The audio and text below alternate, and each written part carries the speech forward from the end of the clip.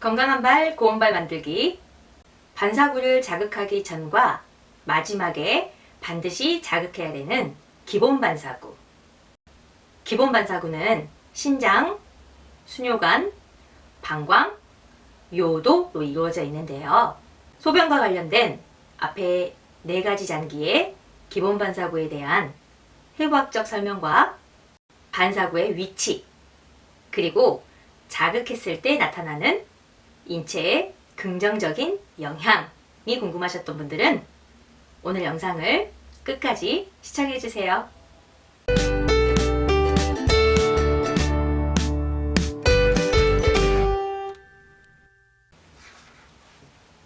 안녕하세요. 앵글림입니다. 이 시간부터 반사구에 대해서 학습할 예정인데요. 인체의 약 62개의 반사구 중에서 기관이나 장기별로 혹은 위치나 역할이든 연관성이 있거나 흐름이 상통하는 반사구를 묶어서 알려드리도록 하겠습니다. 이번 시간은 반사구를 자극하기 처음과 마지막에 반드시 자극해야 되는 기본 반사구, 신장, 수뇨관, 방광, 요도에 대한 학습입니다. 앞에 4개 장기를 딱 들어보았을 때 공통적으로 떠오르는 단어가 하나 있지 않으세요? 네, 바로 소변입니다. 신장은 소변을 만들어내고 수뇨관은 소변을 방광으로 이동시켜주고 소변을 저장하는 방광, 그리고 소변을 몸 밖으로 배설하는 요도. 이렇게 4가지의 장기는 모두 소변이라고 하는 공통된 단어를 함축하고 있는데요. 이렇게 기본 반사구를 반사구 자극하기 전과 마지막에 반드시 자극해야 되는 이유는 이 소변과 관련이 있습니다. 소변을 통한 노폐물 배출을 원활하게 하기 위함입니다. 그러니까 반사구를 자극하기 전과 마지막에 이렇게 기본 반사구를 자극함으로써 몸 안에 소변이라는 노폐물을 몸 밖으로 잘 배설할 수 있도록 자극을 주는 원리라고 보시면 되겠습니다. 자, 제가 이제 반사구를 학습할 때는 첫 번째는 해부학적인 설명을 먼저 한번 드릴 거고요. 자, 그리고 두 번째는 그 반사구가 발의 어느 부위에 위치해 있는지 반사구의 위치에 대해서 알려드릴 거고요. 마지막 세 번째는 그 반사구를 자극했을 때 그렇다면 우리 몸에는 어떤 긍정적인 영향을 미치는지, 즉 적응증에 대해서 설명을 드리도록 하겠습니다. 그래서 이렇게 크게 3개의 포인트를 둬서 하나하나의 반사구를 말씀드리도록 할 거예요. 기본 반사구의 1번, 신장에 대해서 설명을 드리도록 하겠습니다. 암적색을 띤 콩 모양의 장기로 무게는 130g이에요. 우리가 신장을 한의학에서는 콩팥이라고도 이야기를 하거든요. 콩 모양의 신장에 콩의 위에 팥이라고 하는 모양의 부신이 달려져서 붙인 이름이라고 보시면 되세요. 그래서 신장은 내 주먹만한 크기이거나 주먹보다 약간 더 큰 크기라고 생각하시면 되고 복막의 뒤쪽에 있어요. 그래서 우리 복부의 앞쪽에 있는 게 아니고 거의 허리 쪽에 있다라고 생각을 하시면 될 것 같습니다. 신장은 우리 몸에서 가장 큰 배설기관이에요. 각종 노폐물을 걸러내고 소변을 만들어내는 장기입니다. 그래서 신장은 이렇게 소변을 만들어내기 위해서 3개의 단계를 거쳐요. 첫 번째는 혈액의 여과입니다. 1분당 약 1300ml의 혈액이 신장으로 흘러듭니다. 이는 심장의 약 5분의 1의 혈액이 콩팥을 통과한다라고 보실 수가 있어요. 두 번째는 재흡수 과정입니다. 여과된 원료 중에서, 그러니까 여과된 소변 중에서 포도당이나 염분이나 칼륨 등 인체에 필요한 성분은 다시 혈액에 재흡수가 됩니다. 세 번째는 분비 과정입니다. 최종적으로 배출되는 소변을 통해 노폐물을 분비합니다. 자, 그러면 신장은 어떤 작용을 하는지 설명을 드릴게요. 수분이나 염분, 광물질과 혈액 성분의 비율을 정확하게 유지하는 작용을 해줍니다. 그리고 내분비 작용으로 혈압을 유지하고 조절하는 호르몬이 나오고요. 골수에 작용을 해서 적혈구를 생성하는 호르몬을 혈액 속에 분비하는 작용도 합니다. 자, 신장은 간과 마찬가지로 침묵의 장기라고 해요. 그래서 4분의 1 정도가 손상이 되면 그제서야 증상이 나타나는데, 일반적으로 나타나는 증상은 식욕부진이나 전신의 권태감, 빈혈, 부종 이런 증상이 나타나요. 하지만 이런 증상들은 꼭 신장의 기능뿐만이 아니고 다른 기능이 떨어지더라도 나타날 수 있는 증상이기 때문에 신장의 건강을 확인하기 위해서는 반드시 정밀 검사나 소변 검사 등을 통해서 정확하게 파악해 볼 필요가 있습니다. 신장에 병이 생기는 원인은요, 일단 가장 큰 원인은 식생활 습관이라고 보실 수가 있고요. 그리고 심리적인 피로나 생리적인 과로에 의해서 신장은 손상이 될 수가 있어요. 그렇다면 신장을 강하게 하거나 건강하게 하기 위해서는 어떻게 해야 되냐면 허리나 다리나 복부의 근육을 강화시켜 주셔야 돼요. 우리가 요즘에 코어 근육이라고 해서 우리 중심부에 있는 그 근육을 많이 강화시키는 운동들이 있잖아요. 그래서 그 코어 근육을 많이 강화를 시켜주면 신장의 건강도 많이 개선이 될 수가 있습니다. 요가 자세 중에서는 코브라 자세가 좋고, 칼슘을 많이 함유한 식품을 섭취해 주시는 게 신장의 건강에 도움을 줍니다. 좀 전에 제가 콩팥에 대해서 말씀을 드렸잖아요. 콩 모양의 신장에 위에 팥처럼 생긴 부신이 달려져 있다고 했는데, 이 신장과 부신은 거의 같은 위치에 있기 때문에 제가 부신에 대한 설명도 한번 드리도록 할게요.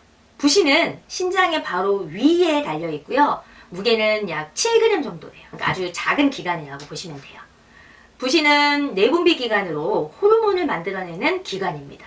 이 작은 기관에 피질이라고 하는 껍질 부분과 수질이라고 하는 속 부분이 나누어져 있어요. 그래서 이 피질 부분에서 나오는 호르몬과 수질 부분에서 나오는 호르몬이 각각 달라요. 자, 그러면 제가 수질부터 한번 설명을 드릴게요. 자, 수질, 즉 부신의 안쪽, 속에서는 여러분이 잘 알고 있는 아드레날린 혹은 에피네프린이라고도 합니다. 아드레날린과 노르아드레날린 호르몬이 분비가 되는데, 이 두 개의 호르몬은 교감신경계의 반응과 유사한 효과를 나타냅니다. 우리가 교감신경과 부교감신경이 있는데, 교감신경은 쉽게 설명을 하면 흥분할 때 나오는 신경이에요. 우리가 깨어있거나 뭔가 화가 나거나 그럴 때 한번 우리가 생각을 해볼까요? 교감신경이 막 증진할 때, 자, 열받았을 때 한번 생각해 볼게요. 일단 심장박동이 빨라지죠. 그리고 동공이 커져요. 혈압은 높아지죠. 혈관은 수축되고, 그러면서 혈액순환이 촉진됩니다. 그리고 부신 피질에서 나오는 호르몬은 대표적으로 스테로이드 호르몬인데, 스테로이드는 지용성 물질로 콜레스테롤로부터 만들어집니다. 그래서 수질은 딱 3가지 생각하시면 돼요. 설탕, 염분, 성. 그래서 당류 코르티코이드, 그리고 염류 코르티코이드, 그리고 성 호르몬, 에스트로겐과 테스토스테론의 남성, 여성 호르몬을 조절하는 기관입니다. 자, 이렇게 부신까지 설명을 드렸고요. 자, 그러면 신장과 부신을 제가 이제 같이 묶어서 그냥 신장이라고 이야기를 할게요. 자, 이 신장은 발에는 어느 부위에 위치해 있냐면, 발을 보시면 발가락을 이렇게 딱 뒤로 꺾어 보시면 한자로 사람 인자 모양으로 이렇게 그려지면서 가운데 폭 파이는 부분이 있어요. 혹은 한의학에서 말하는 용천이라고 하는 경혈점의 자리이기도 해요. 바로 이 자리가 신장 자리입니다. 그러면 이 신장 자리를 눌렀을 때 우리가 어디에 긍정적인 영향을 미치겠어요? 당연히 신장 건강, 콩팥의 건강이 좋겠죠. 그러면 관련 질환이나 적응증은 신장염, 신장의 결석, 부종, 신부전증, 고혈압, 졸도, 이런 증상에 도움을 줄 수가 있겠습니다. 자, 그리고 기본 반사구의 두 번째, 수뇨관에 대해서 말씀을 드릴게요. 자, 수뇨관은 숫자는 물 숫자, 뇨는 오줌 요자, 관은 대롱관자예요. 그러니까 물로 된 소변이 내려오는 관, 이런 뜻이 되겠죠. 신장에서 여과가 된 독소나 과다한 염분이나 혈류의 노폐물이 소변으로 전환이 돼서 방광까지 연결되는 근육성 관이 되겠습니다. 이게 바로 수뇨관이에요. 그러면 수녀관은 어디 있냐면 제가 아까 여기 신장이 있다고 했잖아요. 그리고 바로 다음에 배울 이 방광이 안쪽 복사뼈 안쪽에 있어요. 그래서 그 신장과 방광을 연결하는 곳이 바로 수녀관입니다. 자, 수녀관의 적응증은 당연히 소변과 관련된 수녀관 결석, 신장의 결석, 이런 적응증이 되겠죠. 자, 그리고 기본반사구의 세 번째, 방광에 대해서 설명을 드릴게요. 방광은 소변을 일시적으로 저장하는 곳이에요. 우리가 일반적으로 약 200ml의 소변이 차면 아, 소변이 마렵구나 라고 느껴지는 정도고요. 300ml 정도가 차면 너무 소변이 마려워서 내가 빨리 화장실을 가고 싶다라는 느낌이 들 정도의 불편한 정도. 그리고 가득 찬 방광은 500ml 정도라고 합니다. 그러니까 500ml 이상은 사실 담을 수가 없어요. 방광은 소변이 차면 배뇨 반사를 자극하고 그로 인해서 우리가 소변을 볼 수 있도록 하는 역할을 하는 거죠. 방광의 위치는요, 안쪽 복숭아뼈 안쪽에 볼록한 부분인데 일반적으로 특히 여자들은 방광이 대부분 부어 있어서 찾기가 편해요. 그래서 제가 이제 나중에 한꺼번에 또 진짜 발에 알려드리겠지만 신장에서부터 수뇨관을 이렇게 쭉 끌고 내려오다 보면 이 안쪽 부분에 볼록한 부분이 있을 거예요. 풍선처럼 약간 부풀어 있어요. 그 부분이 방광입니다. 그게 많이 부풀어 있을수록 방광이 많이 부어 있다라고 이해를 하시면 될 것 같아요. 내가 방광의 기능이 좀 떨어지거나 하시는 분들은 많이 부어 있을 거고, 그럼 한번 확인해 보시면 좋겠죠? 자, 그래서 적응증은 방광염, 배뇨곤란, 요실금, 방광결석 등의 좋은 반사구입니다. 자, 기본 반사구의 마지막 우리 네 번째 요도 반사구에 대해서 설명을 드릴게요. 요도는 오줌 요자의 길도자예요. 즉 오줌이 몸 밖으로 배설되는 길이란 뜻이죠. 방광에 일시적으로 소변이 저장되어 있었다면 이제 요도를 통해서 몸 밖으로 배설이 되는 거예요. 근데 여자의 경우는 요도의 길이가 약 3.8cm, 남자의 길이는 요도의 길이가 약 20cm 정도 돼요. 남과 여가 너무 요도의 길이가 차이가 심하죠. 그래서 여자는 요도의 길이가 짧기 때문에 방광염이나 요로 감염이 좀 많이 생길 수 있는 그런 생리적인 조건을 가지고 있어요. 근데 남성의 요도는 20cm이면서 여자처럼 소변만 배설되는 기간이 아니고 소변과 정자를 같이 배설되는 길이라고 보시면 되겠습니다. 자, 요도의 적응증은요, 요도염이나 요도 발열, 오줌 싸개, 배뇨곤란, 아까 방광처럼 요실금 등 이렇게 소변과 관련된 불편한 증상이나 이런 곳에는 이렇게 요도도 자극을 해주시면 좋아요. 그러면 내가 평상시에도 조금 소변과 관련된 이런 장기라든가 이렇게 비뇨기계 쪽이 조금 기능이 약하신 분들은 내 발 내가 주무를 수 있잖아요. 그래서 오늘 제가 알려드린 이 기본 반사구를 신장, 수뇨관, 방광, 요도를 좀 꼼꼼하게 한번 눌러보세요. 그러면 비뇨기계 기능 증진에 도움을 줄 수도 있을 것 같아요. 그래서 제가 이렇게 알려드린 신장, 수뇨관, 방광, 요도에 대해서 이제 제가 발에 직접 한번 제가 그리거나 눌러드리면서 정확한 자리점을 알려드리도록 하겠습니다. 자, 다음 영상 놓치지 말고 연결해서 한번 보시죠. 기본 반사구에 대해서 먼저 제가 반사구의 자리를 알려드리도록 할게요. 자, 기본 반사구의 첫 번째 제가 신장 말씀드렸죠. 자, 신장은 발가락을 이렇게 딱 뒤로 꺾었을 때 이렇게 사람 인자 모양으로 그림이 딱 그려져요. 그럼 그 부분의 가운데에 움푹 들어가 있는 지점이 있어요. 그 지점이 바로 신장이란 자리가 되겠습니다. 바로 이 자리. 자, 신장입니다. 자, 수뇨관은 안쪽 복숭아뼈 안쪽에 방광이란 자리가 있거든요. 그래서 신장에서부터 시작해서 쭉 길게 방광까지 이렇게 딱 오는 그 길이에요. 그래서 방광을 먼저 이렇게 위치를 딱 알고 계시면 수뇨관은 신장에서부터 시작되는 이 방광까지 이르는 길, 여기가 바로 수뇨관입니다.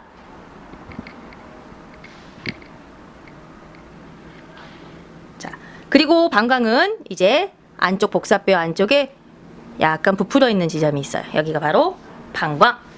요도는 방광의 옆쪽에 요도라고 하는 자리가 있습니다. 그래서 기본 반사구는 이렇게 신장, 수뇨관, 방광, 요도 여기까지 기본 반사구입니다. 자, 그러면 기본 반사구를 자극할 때는, 자, 먼저 손으로 자극할 때는, 자, 신장이란 자리를 이렇게 딱 여러분이 이제 위치를 아셨으면 양 모지복을 겹쳐서 꾹 눌러주셔도 되고요. 만약에 이 모지구에 너무 힘이 들어간다 생각이 드신 분들은 검지를 구부려서 이렇게 지압을 해주셔도 돼요. 신장은 이렇게 자극하시면 되고, 수뇨관은 제가 화살표로 이렇게 그려놨죠. 그래서 그 길을 따라서 이렇게 연결해서 방광까지 내려오시면 돼요. 혹은 검지를 구부려서 내려오거나, 방광은 제가 동그랗게 자리를 잡았으니 방광 눌러주시거나 검지 구부려서 눌러주시거나, 요도도 양 모지구를 겹쳐서 눌러주시거나 검지를 구부려서 눌러서 자극을 하시면 됩니다. 자, 손으로 자극할 때는 이렇게 자극을 하시고요. 지압봉을 사용해서 기본 반사구를 자극하실 때는요, 먼저 신장을 왼손으로 한번 찾아주세요. 편한 손으로, 혹은 지압봉을 들고 있지 않는 손으로. 그리고 신장을 찾으셨으면 지압봉이 이제 들어가시면 돼요. 들어가서 이 지압봉을 눌러주시면 돼요. 하나, 둘, 셋. 그리고 마무리로 신장을 쓰다듬어 주시면 되고, 수뇨관 자리를 먼저 찾으시고 지압봉으로, 자, 이때 이제 크림이 조금 흡수가 됐거나 조금 내려오기 불편하다 싶을 때는 크림을 살짝 바르셔서 수뇨관 길게 방광까지 내려오시면 돼요. 하나, 둘, 셋. 그리고 손으로 수뇨관 마무리. 자, 방광 자리 한번 찾아주시고 방광도 올려놓고 그대로 눌러주세요. 하나, 둘, 셋. 그리고 방광 마무리. 자, 요도를 찾고 요도 눌러주세요. 하나, 혹은 세워서 둘, 셋 눌러서 마무리.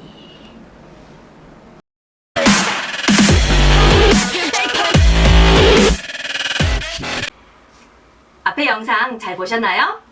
제가 실제 발에 기본 반사구 찾는 거 한번 보여드렸고요. 그리고 손으로 자극하는 방법, 그리고 지압봉을 사용해서 자극하는 방법까지 알려드렸습니다.